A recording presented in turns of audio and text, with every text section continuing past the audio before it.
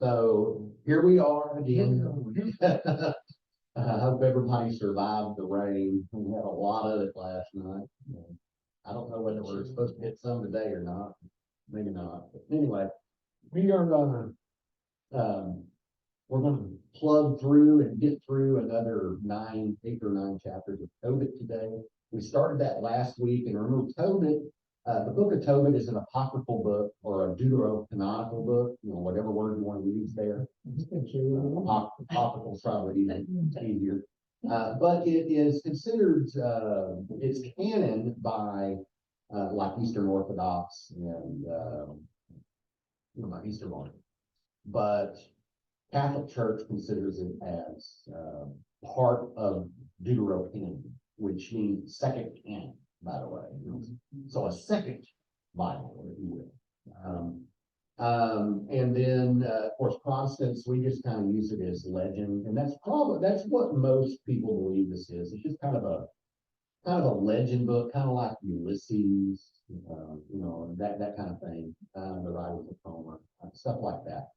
But it tells the story of Tobit, who is an older man whose family has been taken into exile by the Assyrians, and they happened to be placed in Nineveh. The Assyrians had this knack of killing all of the fighting age people, or fighting age men anyway, and then carrying off the women and children to displacing them in different areas, other areas to conquer. Well, Nineveh, being the mainstay, the capital of Assyria, they happen to end up there. And so Tobit has a young son who has now come of age after being there for a few years now, and he's trying to get him married off. And that's kind of what the story is about. He's trying to create a legacy for his family. Tobias is getting old. Tobias's eyesight. I think we read last week. Did we read last week? They went blind or was going blind. Y'all remember that? Oh, maybe we get into it today. I'm pretty sure. No, we read it last week. I know because I think that kind of frowned. Yeah, he was sitting out. He was sitting out by the front gate of the city or whatever.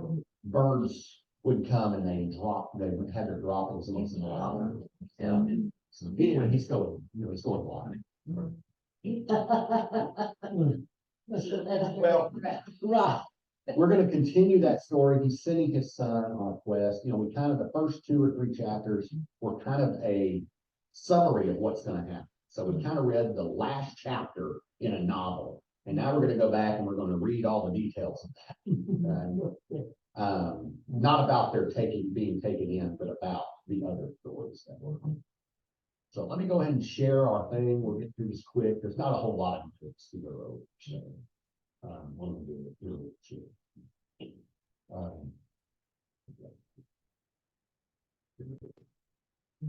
Share. I can hear that too. Share song for those y'all don't know who that is. Okay, so Tobit chapter 4.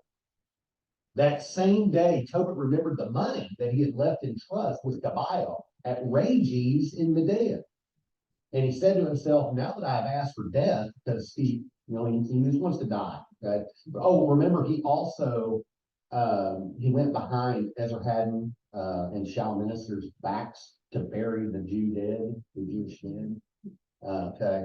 Well, he's just getting up in age. He's gone blind. He just wants to die. So now that I've asked for death, why do I not call my son Tobias and explain to him about this money before I die? Then he called his son Tobias, and when he came to him, he said, give me a proper burial, honor your mother, and do not abandon her all the days of her life. Do whatever pleases her, and do nothing that makes her unhappy.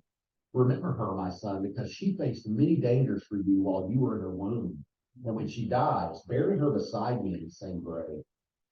Be mindful of the Lord all your days, my son, and refuse to sin or to transgress his commandments. Do what is right all the days of your life, and do not walk in the ways of wrongdoing. For those who act honestly will prosper in all their activities.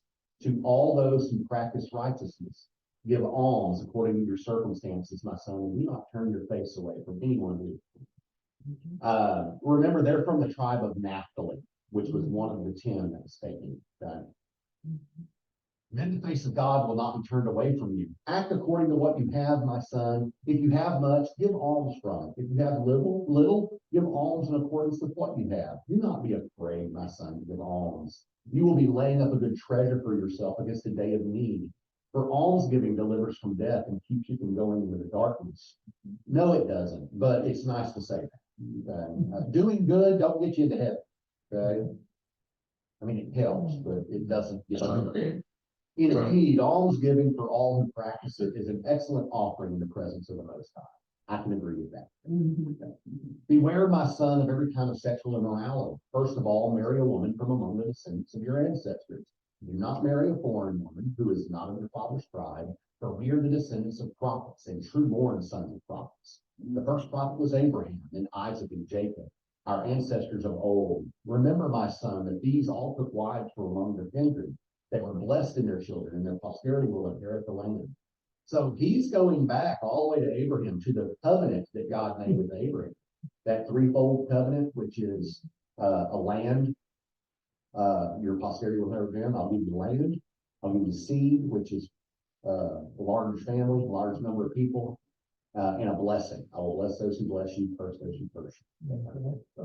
That's that threefold covenant that God made. So now, my son, love your kindred, and in your heart, do not be so arrogant against the daughters of the members of your people as to refuse to take one of them as a wife. For in arrogance there is ruin and great confusion, and in idleness there is loss and dire poverty, because idleness is the mother of famine. Do not keep over until the next day the wages of those who work for you, but pay them their wages the same day, and let not the pay of those among you be delayed overnight. Your pay will not be kept over if you serve God faithfully. Watch yourself, my son, in everything you do, and discipline yourself in all your conduct. And what you hate, do not do to anyone. May not evil go with you or on any of your way. Give some of your food to the hungry, and some of your clothing to the naked. Give all of your surplus as alms, my son. Do not let your eye be grudging giving of alms. Pour out your food and your wine on the grave of the righteous, but do not give it to sin. That means you got to determine who's righteous and who's sinner, right? And since we're not supposed to judge, but give none. give your We're all sinners. right. Seek it, yeah, it's Coach Dunn. Seek advice. I think what he's saying is use it for your own people and not for the right. I think so. But I don't know that. Seek advice from every wise person, and do not be disdainful, since any counsel is useful, even the wrong stuff. Right? And at all times bless God and ask him that your ways may be made straight, and that all your paths and plans may prosper. For no nation has a counsel, but the Lord himself gives it. Whom he wants to, he exalts, and whom he wants to, he casts down to Hades below. So now there's that reference from Hades tells us it was probably written after Hellenization of Egypt, probably during the 1st century, either BC or A. So now, my son, remember these commandments of mine. Do not let them be erased from your heart. And now, my son, let me explain to you that I left 10 talents of silver in trust with Gabael, son of Gabrias, at Rades in Medea. Do not be afraid, my son, because we have become poor. You have great wealth if you fear God and flee from every sin and do what is good in the sight of the Lord your God. Okay. On to chapter 5. Then Tobias answered his father Tobit. I hope he's not as wordy as his dad was. I will do everything that you have commanded me, Father. You know, we ought to just leave it right there. No, he's got to talk more. But how can I obtain the money from him, since he does not know me and I do not know him? What evidence am I to give him so that he will recognize and trust me and give me the money? Also, I do not know the roads to Medea or how to get there. Then Tobit answered his son Tobias. He gave me his bond, and I gave him my bond. I divided his in two. We each took one part, and I put one with the money. And now 20 years have passed since I left this money in trust. So now, my son, find yourself a trustworthy man to go with you, and we will pay him wages until you return. But get back the money from Tobias. So Tobias went out to look for a man to go with him to Medea, someone who was acquainted with the way. He went out and found the angel Raphael standing in front of him, but he did not perceive that he was an angel of God. Tobias said to him, "Where did you come from, young man?" from the Israelites, your kindred, he replied, and I have come here to work. Did you know angels can lie? The devil's in. But it's a righteous lie. It's a righteous lie. It's saving a life, okay? You know, if someone came to you with a gun and said, I'm here to kill Bob or Bill or Joe or whatever, okay? And you know, you can say, I don't know where they are. They might be right behind the desk and behind you. You know exactly. But, you know, to save a life, it's a righteous lie. It's to save a life. Okay, So that's kind of what I'm getting at. okay. Then Tobias said to him, do you know the way to go to Medea? Yes, he replied, I've been there many times. I'm acquainted with it and know all the roads. I have often traveled to Medea and would stay with our kinsman Gabael, who lives in ravings of Medea. How nice that he would know exactly where Tobias is going. It is a journey of 2 days from Ecbatana to Rages, where it lies in a mountainous area, while Ecbatana is in the middle of the plain. Then Tobias said to him, wait for me, young man, until I go in and tell my father, for I do need you to travel with me, and I will pay you the way. He replied, all right, I will wait, but do not take too long. You know, angels, they like to move. They don't like to sit still. Well, So Tobias went in to tell his father Tobit and said to him, I have just found a man who is one of our own Israelite kindred. He replied, call the man in so that I may learn about his people and to what tribe he belongs and whether he is trustworthy enough to go with you, my son. Uh-oh. I want to know more about this guy. What tribe is he from? Oh, well, he's either going to lie or he's going to find out some interesting information. Then Tobias went out and called him and said, young man, my father is calling for you. So he went in to meet him, and Tobit greeted him first. He replied, many greetings to you. But Tobit retorted, what is left for me to greet anymore? I'm a man without eyesight. And the eyes are curmudgeon. I cannot see the light of heaven, but I lie in darkness like the dead who no longer see the light. Although still alive, I am among the dead. I hear people's voices, but I cannot see them. But the young man said, I hear Abe Vigoda talking like that. You hear his voice. But the young man said, take courage. The time is near for God to heal you. Take courage. Then Tobit said to him, my son Tobias wishes to go to Medea. Can you accompany him and guide him? I will pay your wages, brother. He answered, I can go with him, and I know all the roads. I have often gone to Medea, I have crossed all its plains, and am familiar with its mountains and all its roads. Then Tobit said to him, brother, of what family are you? From what tribe? Tell me, brother. He replied, why do you need to know my tribe and lineage? Are you seeking an employee or a tribe and lineage? But Tobit said, I want to be sure, brother, whose son you are and what your name is. He replied, I am Azariah, the son of the elder Hananiah, one of your relatives. Another lie. Then Tobit said to him, you are very welcome, brother. Do not feel bitter toward me, brother, because I wanted to be sure about your family. It turns out that you were a kinsman and of good and noble lineage. For I knew Hananiah and Nathan, the two sons of the elder Shemaliah, and they used to go with me to Jerusalem and worship with me there. They were not led astray. Your kindred are good people. You were of good stock. Welcome. So you notice that he says he used to go to Jerusalem and worship there. So people in the north would still go to Jerusalem because they knew that was the proper way. Worship God. Instead of going to those two places that Jeroboam was saying, in the north and down in the south and back. Then he added, I will pay you a drachma a day as wages, as well as expenses for yourself and my son. So go with my son, and I will add something to your wages. Raphael answered, I will go with him, so do not fear. We shall leave in good health and return to you in good health, because the way is safe. But Tobit said to him, blessings be upon you, brother. Then he called his son and said to him, make preparations for the journey, my son, and set out with your brother. May God in heaven bring you safely there and return you in good health to me, and may his angel, my son, accompany you both for your safety. That's funny. Before he went out to start his journey and kissed his father and mother, Tobit then said to him, have a safe journey. But his mother began to weep and said to Tobit, why is it that you have sent my son away? Is he not the staff of our hand as he goes in and out before us? Do not heap money upon money, but let it be a ransom for our son. The life that is given to us by the Lord is enough for us. Tobit said to her, do not worry. Our son will leave in good health and return to us in good health. Your eyes will see him on the day when he returns to you in good health. Say no more. Do not fear for them, my sister, for a good angel will accompany him. His journey will be successful and he will come back in good health. So his mother is afraid, with Tobit being blind and she being a woman, even where they live, she can't do much. They rely on Tobias, their son, as their income getter.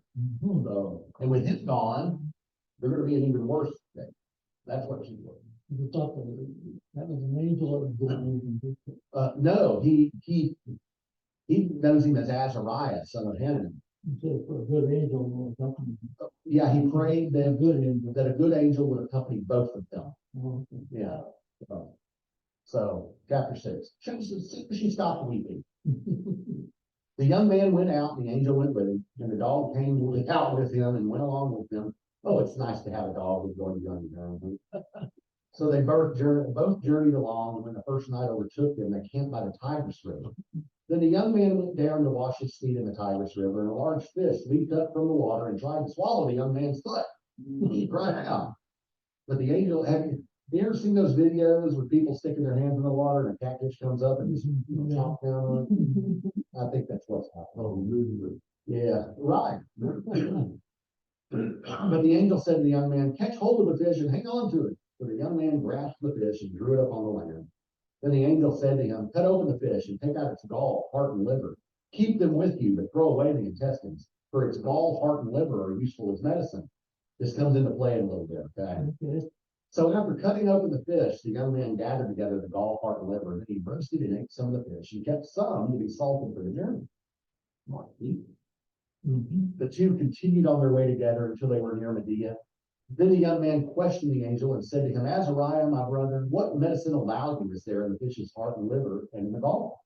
He replied, as for the fish's heart and liver, you must burn them to make a smoke in the presence of a man or woman afflicted by a demon or evil spirit. And every affliction will flee away and never remain with that person any longer. As for the gall, anoint the person's eyes where white films have appeared on them. Walk upon them, upon the white film, and the eyes will be healed. Now, has white films on their eyes. It's Daddy Tobit. So, what does that say about the other stuff? The fish's heart and liver. What is it used for? Evil spirit. Evil spirit. So, what do you think's going to happen? They're going to run into an evil spirit. Okay. When they entered Medea and were already approaching Ecbatana, Raphael said to the young man, Tobias, my brother, here I am. He answered, I want to say one thing about this thing. If you're taking a fish's heart and liver and gall, and you're, believe me, they're going to drive me away too. This is challenging problem. Remember, he didn't roast that. He's keeping that in a bag that, they didn't have plastic, so they're going to smell it the whole way. In that hot desert, walking along with that stuff, just reeky anyway. And I'm sure, it probably attracts flies. Anyway. Raphael said to the young man, Tobias, my brother, here's how he answered. And Raphael said to him, we must stay this night in the home of Raguel.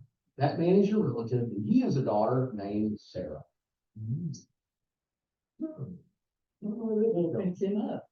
He has no male heir and no daughter except Sarah only. And you, as next of kin to her, next of kin, have before all other men a hereditary claim on her.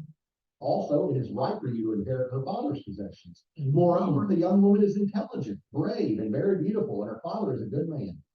He continued, you have every right to take her in marriage. So listen to me, brother. Tonight I will speak to her father about the young woman, so that we may take her to be your bride. When we return from Rages, we will celebrate her marriage. For I know that Raguel can by no means keep her from you or promise her to another man without incurring the penalty of death, according to the decree of the book of Moses. Wow. I didn't look that up, but I seem to recall, if that was what the problem with Lot was he was trying to marry off his oldest daughter first. And of course, Jacob was wanting to marry Rachel, not Leah. But if Lot didn't give his oldest daughter, Laban, yeah, I'm sorry, you're right. If Laban was Lot, wasn't right, somewhere. If he didn't give it up, there was a risk that he would die according to the law, which hadn't come yet because Moses hadn't come yet. Anyway, it's funny how the laws work. Indeed, he knows that you, rather than any other man, are entitled to marry his daughter. So now listen to me, brother, and tonight we shall speak concerning the young woman and arrange her engagement to you. When we return from Rages, we will take her and bring her back with us to your house. Then Tobias said in answer to Raphael, Azariah, my brother, I have heard that she already has been married to 7 husbands, and that they died in the bridal chamber. On the night when they went into her, they would die. And I have heard some say that a demon kills them. Uh-oh. It does not harm her, but it kills anyone who desires to approach her. So now, since I am the only son my father has, I am afraid that I may die and bring my father's and mother's lives down to the graves, grieving for me, and they have no other son to bury me. But Raphael said to him, you do not remember your father's orders when he commanded you to take a wife from your father's house? Now listen to me, brother, and say no more about this demon. Take her. I know that this very night she will be given to you in marriage. When you enter the bridal chamber, take some of the fish's liver and heart and put them on the embers of the incense. An odor will be given off. Yeah, I bet. The demon will smell it and flee and will never be seen near her anymore. Wow. Neither will I. Now, when you are about to go to bed with her, both of you must first stand up and pray. Oh, that's right. Imploring the Lord of heaven that mercy and safety may be granted to you. Do not be afraid, for she has always been set apart for you. You will save her, and she will go with you. I know that you will have children by her, and they will be as brothers and sisters to you. Now say no more. When Tobias heard the words of Raphael and learned that she was his sister, related through his father's lineage, he loved her very much, and his heart was gone.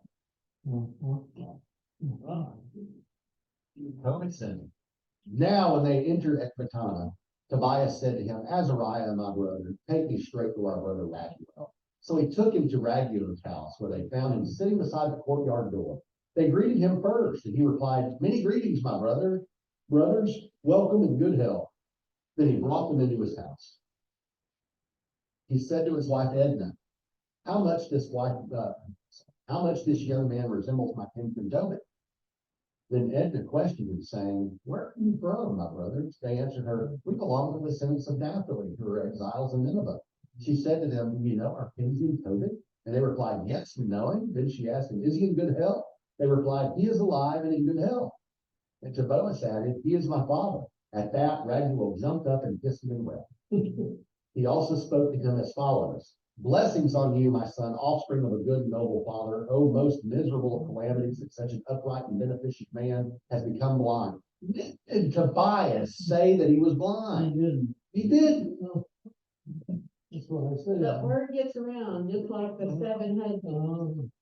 No, 6 husbands. He then embraced his kinsman Tobias and wept. His wife Edna also wept for him, and their daughter Sarah likewise wept. Then Raguel slaughtered a ram from the flock and received them very well. Those are the laws of hospitality. When they had bathed and washed themselves and had reclined to dine, Tobias said to Raphael, Azariah, my brother, ask Raguel to give me my son. But Raguel overheard it and said to the young man, eat and drink and be merry tonight, for no one except you, brother, has the right to marry my daughter Sarah. Likewise, I am not at liberty to give her to any other man than you, because you are my nearest relative. But let me explain to you the true situation more fully, my son. I have given her to 7 men of our kinsmen, all who died on the night when they went into her. But now, my son, eat and drink, and the Lord will act on your behalf of you both, on behalf of you. But Tobias said, I will neither eat nor drink anything until you settle the things that pertain to me. So Raguel said, I will do so.